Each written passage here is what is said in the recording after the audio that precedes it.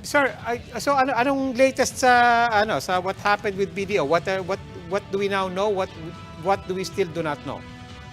Yeah, we already started our investigation, and as mandated by the governor, we need to finish the investigation in 30 days. No?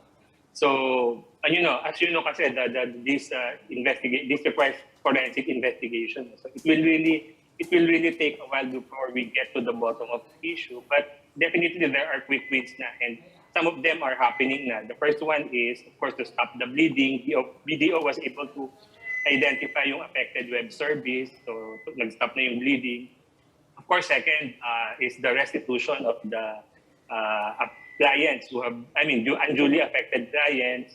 And based on the news, I think 700 clients were already identified and were requested to proceed to the branch to get the reimbursement. And third, of course, one of the quick wins then is for us to, because the real persons behind Mark Nagoyo have already been identified. So I think BDO and the other institution, Union Bank, will definitely file charges if these persons allow their accounts to be used for this fraudulent activity.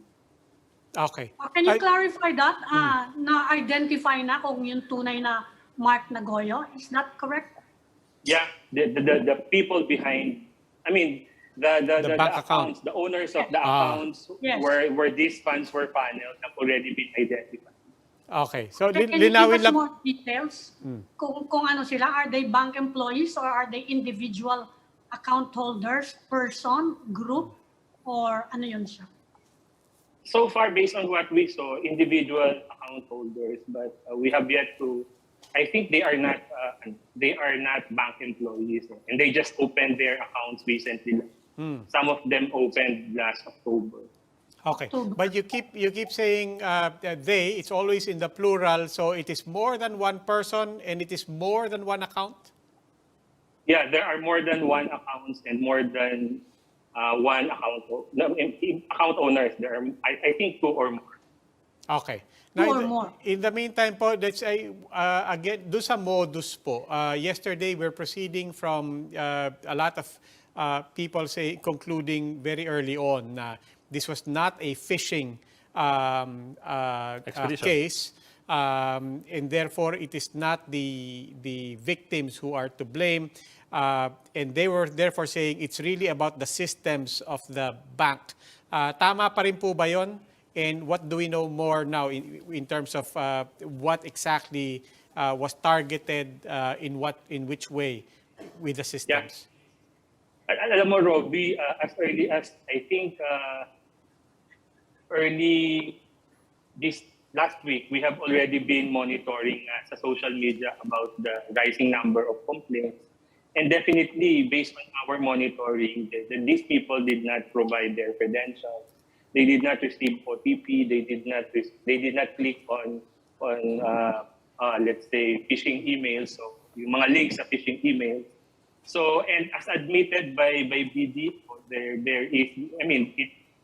there was a web service that resulted in this what they call sophisticated fraud technique. So, definitely, it's not related to the recent spate of phishing campaigns or phishing attacks.